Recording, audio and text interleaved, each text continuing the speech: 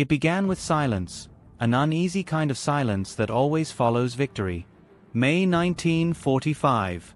The war in Europe was over. The Union Jack fluttered above bombed-out cities, and church bells rang for the first time in 6 years. Britain had won. But not everyone in Britain was celebrating. In hundreds of quiet villages and rural fields, behind hedgerows and fences, tens of thousands of German prisoners of war still lived. Men who had once flown over London, bombed its streets, and tried to starve the island into surrender. Now they were defeated, disarmed, and waiting to be sent home. Or so people thought.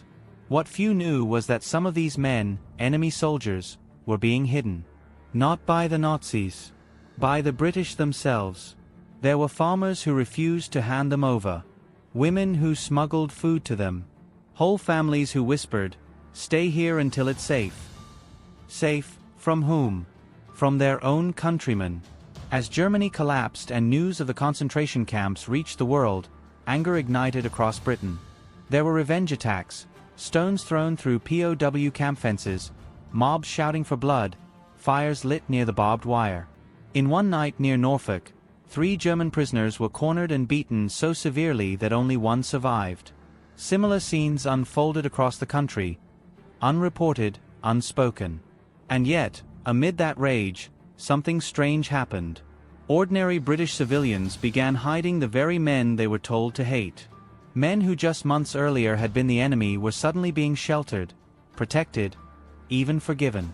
It's one of the most unexpected chapters in post-war history, a story buried under rubble, silence, and shame. Britain, 1945. The war had finally ended, but peace didn't feel peaceful. Cities were in ruins, Coventry, London, Bristol, still bearing the wounds of the Blitz. And scattered across the countryside, behind miles of barbed wire, stood over 400,000 German prisoners of war. They worked the fields, repaired roads, built fences, and harvested crops. Many Britons saw them every day. Sunburnt men in patched uniforms, speaking broken English, their eyes tired and hollow. At first, they were hated. Krauts, Jerrys, murderers. People spat near their boots, whispered insults as they passed. Children were told never to speak to them. But Britain was starving. The war had consumed everything, and the country needed hands, any hands, to rebuild.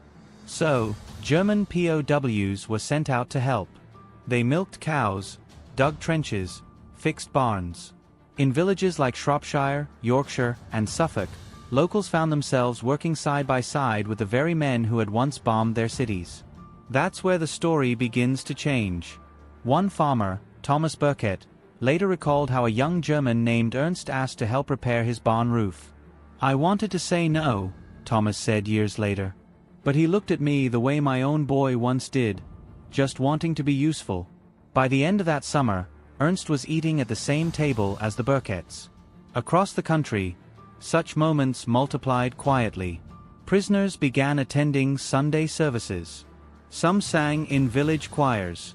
Children brought them flowers through the camp fences. What began as suspicion turned, slowly, awkwardly, into something resembling understanding. But then came the photographs. Newspapers began printing images from Bergen-Belsen and Dachau. Mountains of corpses, skeletal faces, words like German guilt, plastered in bold headlines. The mood shifted overnight. Crowds gathered outside POW camps, shouting that murderers didn't deserve food or freedom. Letters poured into Parliament demanding the prisoners be punished, not released. And for many Britons, the fragile thread of compassion snapped. But not for everyone. In small parishes and forgotten villages, the relationships formed during those working months didn't simply disappear. British families who had broken bread with these men refused to see them as monsters. Some began hiding them. Others lied to authorities, claiming they'd escaped or vanished. A few even forged documents. One of the most remarkable stories comes from Dorset, where an elderly widow named Margaret Dempsey hid a German named Wilhelm in her attic for 7 months. When asked why, she said quietly, "Because he cried when he saw the photographs too." This was no organized resistance, no underground movement. It was compassion born from exhaustion, from shared humanity after too much death. The war had divided nations. But in its ashes, individuals, tired, grieving, uncertain, chose to do something radical, to forgive. Still, forgiveness had a cost. And soon, both the hidden men and those who sheltered them would face consequences far harsher than they ever imagined. By the winter of 1946, Britain was trying to return to normal. But normal was a fragile illusion. Factories struggled to restart, food was still rationed, and tempers ran short. Beneath the polite quiet of victory lay a deep unease, an anger that hadn't yet found rest. German prisoners remained scattered across the countryside, still building roads, harvesting fields, repairing what the war had destroyed. Their uniforms were faded now, their boots worn thin. Many no longer looked like soldiers. They looked like laborers, or refugees. And that's what unsettled people the most. "Why are they still here?" shouted headlines. "Send them home." But sending them home wasn't easy. Germany was in ruins. Cities flattened, borders divided. The British government delayed repatriation, partly out of fear, partly out of necessity. The labor shortage was desperate, and POW hands were too valuable to lose. The longer they stayed, the more complicated things became. In rural Yorkshire, locals began to call one camp the Little Germany.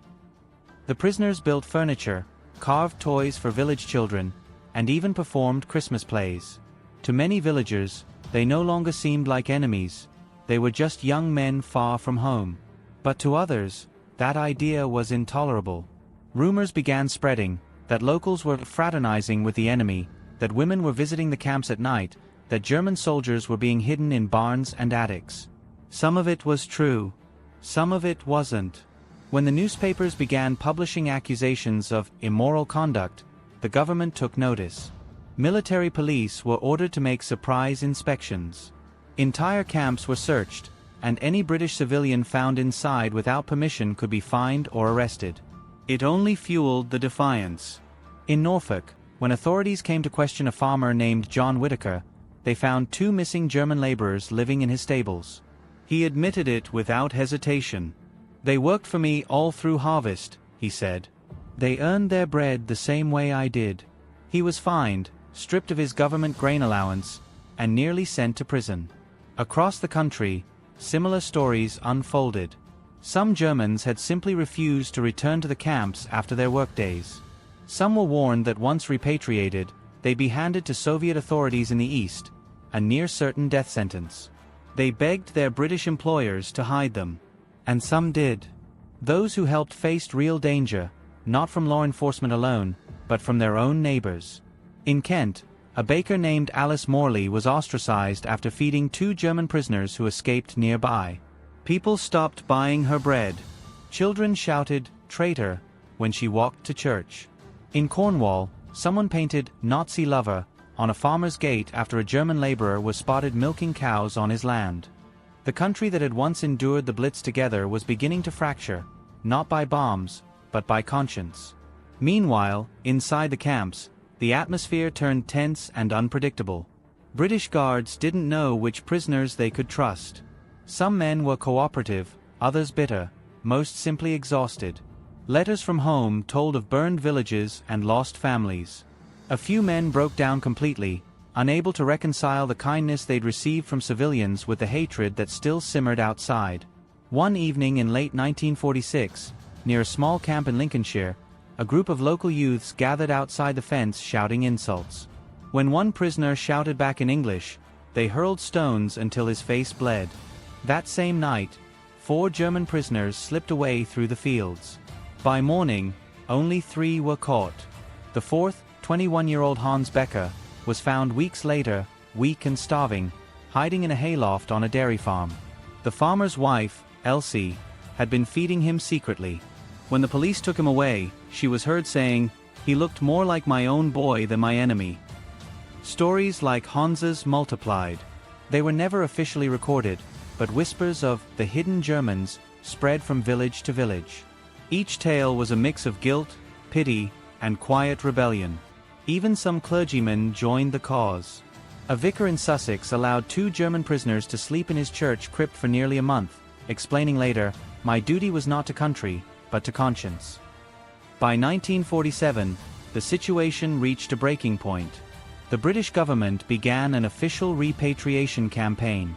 Thousands of Germans were packed into trains and ships bound for a homeland divided by occupation zones. Yet hundreds, maybe even thousands, remained behind, protected by civilians who forged papers, hid identities, and taught them to blend in. For the first time, Britain's Ministry of Labour admitted that some POWs had gone missing. They called it a matter of national embarrassment. But to those who hid them, it wasn't embarrassment, it was mercy. Still, every act of mercy carried a shadow. Because not all Germans were innocent farmhands or grateful workers. Among them were former SS soldiers, submarine crewmen, and men who had witnessed horrors they would never confess. Some brought their guilt with them into British barns and cottages. Others carried only the desire to start over. The line between forgiveness and danger grew thin. And for some, it would soon disappear entirely.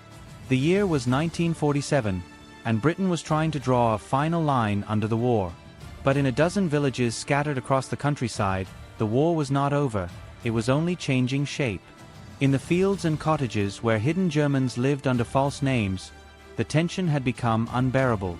One of those men was Karl Weiss, a 26-year-old former Luftwaffe mechanic who had been assigned to a farm near Nottingham. During his captivity, Karl became known for fixing everything: tractors, water pumps, radios. His English was fluent now, learned through quiet evenings with a farmer's daughter, Evelyn Shaw, who had lost her fiancé in the war. When orders came that all remaining prisoners would be sent home, Karl panicked. He told Evelyn that if he returned to Germany, the Soviets would likely take him. "They will kill me," he said. "Not for what I did, for what I was." Evelyn's father, who had once cursed the Germans under his breath every night at supper, stood silent for a long time before replying. "Then you stay," he said. "But you stay unseen." From that night, Karl became a ghost. He slept in the old barn behind the farmhouse. By day, he worked as if nothing had changed.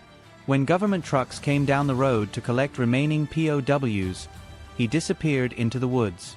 Evelyn would bring him food at dusk, her lantern flickering across the frost. It might have ended quietly, if not for one man. A local veteran named Arthur Mills had never forgiven the enemy. His brother died in the Atlantic convoys, his mother in the Blitz. When he saw a tall, blonde figure walking through the fields one evening, carrying a pail, he recognized the accent immediately. "German," he muttered. "Hiding." That night, he gathered 3 others from the village pub. They drank, swore vengeance, and by midnight they were walking toward the Shaw farm with torches and a shotgun. Inside the barn, Karl heard the crunch of boots. He looked through the slats and saw the glow of fire. Evelyn ran outside shouting for them to stop, but rage doesn't stop for reason. Arthur shouted, "We lost family because of you," and fired into the air. The next seconds unfolded like a nightmare.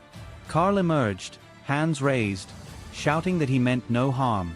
But the sight of him, tall, thin, wearing an old British coat, only fueled their fury. One of the men swung a torch, striking him across the shoulder. Another shouted, "Send him back to Hitler." Then Evelyn stepped between them, arms spread, screaming for them to stop. And for a heartbeat, everything froze. It was her father, Thomas Shaw, who broke the silence.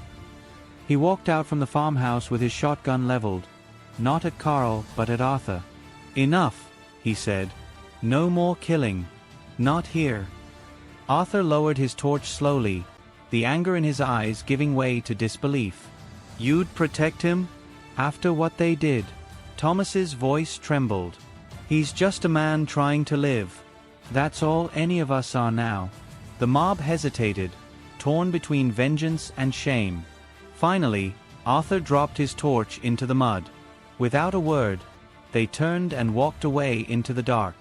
Karl fell to his knees, shaking. Evelyn reached for him, and Thomas simply said, "You'll have to leave before morning." Before dawn, Karl disappeared.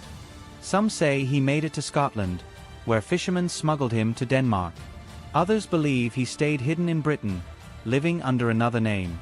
Evelyn never spoke of him again, not even to her children. But years later, when she died, a photograph was found tucked inside her Bible, a faded picture of a young man in a British coat, standing beside a tractor. And that story, like so many others, was not unique. Across Britain, hidden Germans were quietly slipping into new lives. Some changed their names and married locals. Others fled under assumed identities. The government never revealed how many remained behind, only that a number of prisoners were unaccounted for. The tragedy, though, was not in the hiding or the escape. It was in what it revealed, that after 6 years of war, victory had not brought peace. The lines between friend and enemy, guilt and mercy, justice and revenge had blurred beyond recognition. For every Arthur who demanded vengeance, there was an Evelyn who chose compassion. For every torch raised, there was a hand that reached out in forgiveness. And though the headlines never told it, this was the war's final battle, not fought with bullets, but with conscience. By the early 1950s, Britain had moved on, or at least pretended to. Streets rebuilt, rationing slowly ended, the coronation of a young queen promised renewal. But in quiet corners of the country, the war's last secrets still lingered. In old barns, on church benches, and in the backs of parish records, traces of those hidden Germans occasionally surfaced. A baptism record written in shaky English. A foreign name carved faintly into a farmhouse beam. A few photographs tucked into family albums. Never labeled, never explained. The government's final reports listed all but a few thousand POWs as repatriated. But locals knew the truth was more complicated. Some of the missing men had died in hiding. Some had married and taken British names. Others slipped away across borders. Blending into a Europe too tired to chase ghosts. For those who had sheltered them, life carried a strange double weight, pride and silence. They couldn't speak openly about what they'd done. Compassion, after all, had no medals. And yet, decades later, when historians began collecting stories from the last survivors, the same words kept returning: he was just a man. That was the quiet revolution that followed the guns.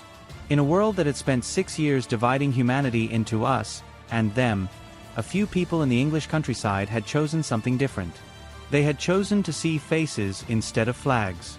Evelyn Shaw's story was rediscovered in the 1990s through her letters, found bundled in a family attic. In one, she had written simply, "Forgiveness isn't weakness. It's what stops the war from lasting forever." Her words captured what so many of those silent acts had meant. They were not about siding with the enemy. They were about ending the cycle, about refusing to let hatred outlive peace. When British civilians hid German prisoners, they weren't rewriting history. They were rewriting humanity, one act at a time. They looked at men once called monsters and saw something familiar: hunger, fear, sorrow, hope. And in doing so, they revealed the deepest truth of that post-war world, that the hardest battles come after the guns fall silent. Not against armies, but against the hatred that wars leave behind. Many of those hidden Germans never returned home. Some became part of Britain itself, their stories folded quietly into the land they once came to destroy. Today, their names are mostly forgotten. But if you walk through those same fields, listen to the wind through the hedgerows, and look closely at the old farmhouses, you might still find their traces. A carved initial, a photograph in an attic, a story told in a whisper. In the end, peace was not declared by governments. It was chosen by ordinary people in ordinary villages when they decided that mercy mattered more than revenge. In the silence that followed, the island remembered everything.